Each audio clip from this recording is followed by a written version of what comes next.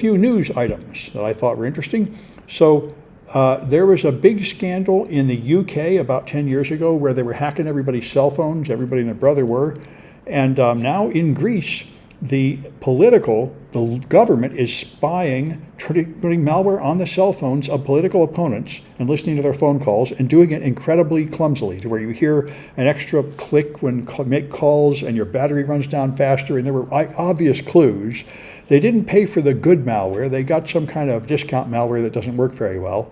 And so there's a big issue now. And the government is still denying they did it, but the evidence is very clear. And they even know what product they used. I think they used something called Predator, which I haven't heard of. Now there's an expensive one that people who can afford it use with a different name. Predator. Predator is the stuff they used, which seems to be junk, to infect your phone, and there's a more expensive one that other nations use that really works better, which I think is mentioned at the end. I forgot the name again. But anyway, these are things that nation states buy and military buy from hacking teams. And I think the other one came from that Israeli company that just kind of went down because it provided Pegasus. That's it. This is from that Israeli company. They made a ton of money off this stuff, and then they got in a lot of trouble because they were selling it to a lot of nations that were using it to hunt down human rights protesters and kill them and stuff. And even when they promised they weren't doing that.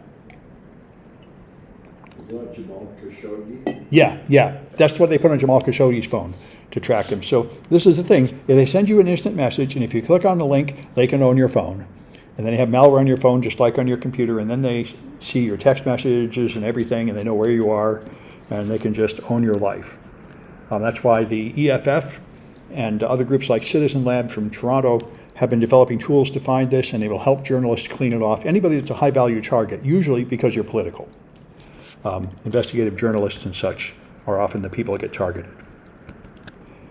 Although I didn't know this, PG&E will pay you a refund on your bill if you don't use electricity during the high demand days from 4 to 9 p.m. on these days.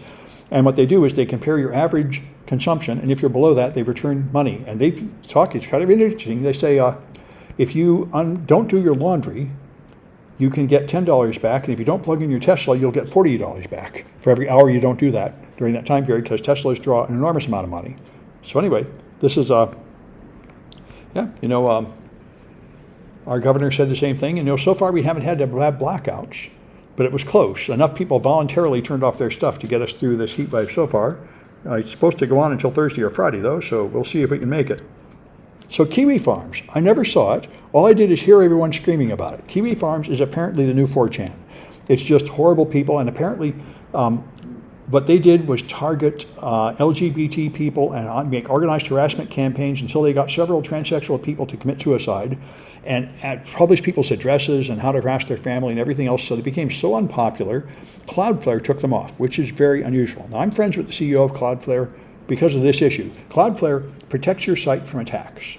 It does not host your content. It's hosted on a server somewhere, but they protect your site from attacks, and people have been blaming them for keeping Kiwi Farms up. And Cloudflare, CEO of Cloudflare objected, which is how it became registered. He rejected when they tried this before, saying, I'm not the host. You might as well sue Comcast or AT&T for delivering this stuff. I'm not here to censor the internet. I'm just infrastructure delivering it. If you want to control the content, you need to go to the host, but nobody cares. So there's a huge storm of protest about Cloudflare, and he said, I'm not taking it down because I'm just content. And then they started posting the names and addresses of the people protesting them and telling people to go there and kill them. And that's when the head of Cloudflare said, all right, I'm taking him off. It's like only the third time he ever took anything off. He took off the Daily Stormer, the Nazi site, one of the other sites, and he said, I really don't want to be the guy censoring the internet, but he took them off. And now, I told my friends, this is futile. They'll just move to bulletproof hosting tomorrow, which is Russian hosting, which is what people do. And they did that, and the Russians kicked them off, which I don't think has ever happened to anybody ever. And now the Wayback Machine took them off and canceled all the archives of them, so I guess I'll never know what they did, but I've never seen anything get censored this vigorously. And there was an anti-DDoS protection in Russia that took them off. They actually can't find anybody willing to host them. Now, I don't know why they don't just stick a computer in their home and host it there. You can do that, but of course then you be taken down with all the attacks. Anyway, this is amazing.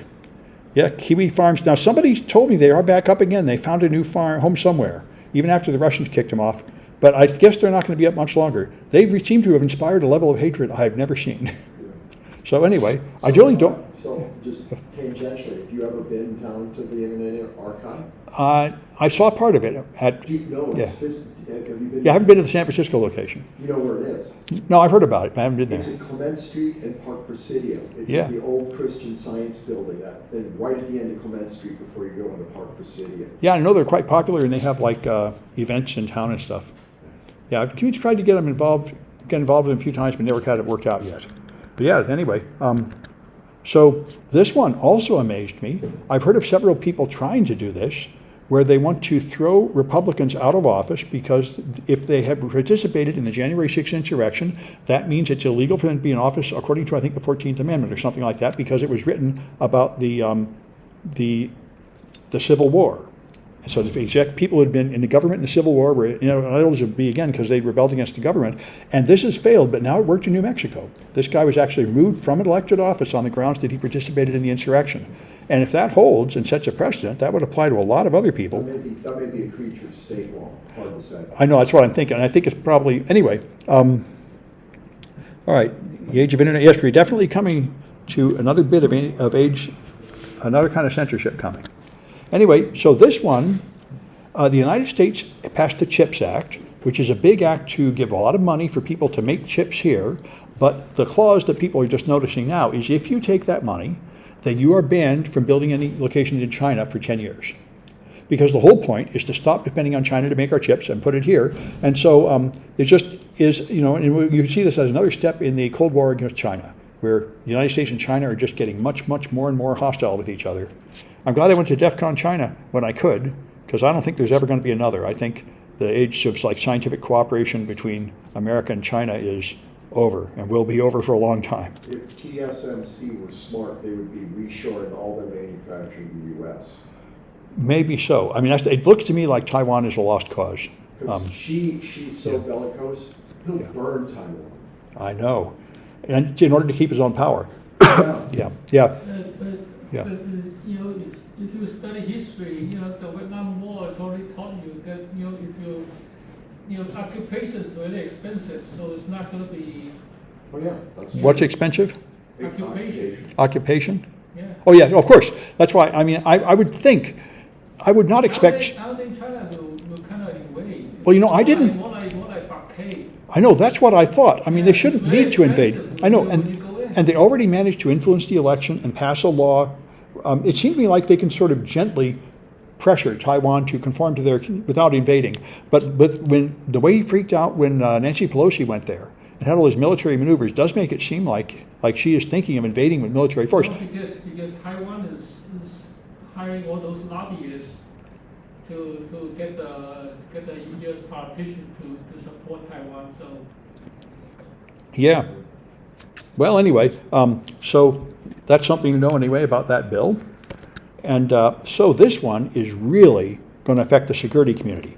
Now, the chief security officer at Uber was Joe Sullivan, and Uber had some security problems, and they got hit with something like ransomware or something. And then what he did was he said, well, I tell you what I'll do.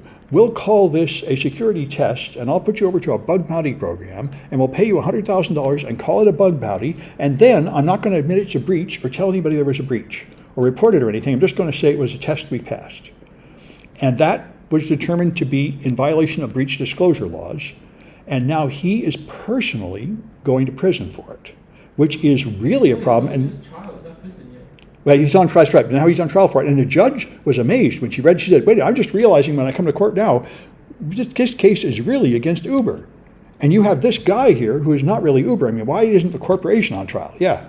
That guy, when he worked with the previous CEO, he actually talked to the previous CEO before he kind of make that Yeah, so bounty thing. he got authorization from the So that was he Travis got Kalanick. authorization. Yeah. So that And other he person. also, Yeah. At that time, he was kind of convinced that don't tell outside, but then after he lost his job, he went to a second company, so he kind of promoting transparency, everything.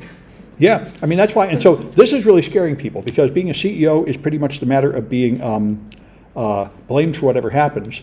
And if you're personally liable for the decisions you make on the company's behalf, that's really an even more uncomfortable place for people to be. Yeah. That second sentence jumps out at me. He was a federal prosecutor. Yeah, he was.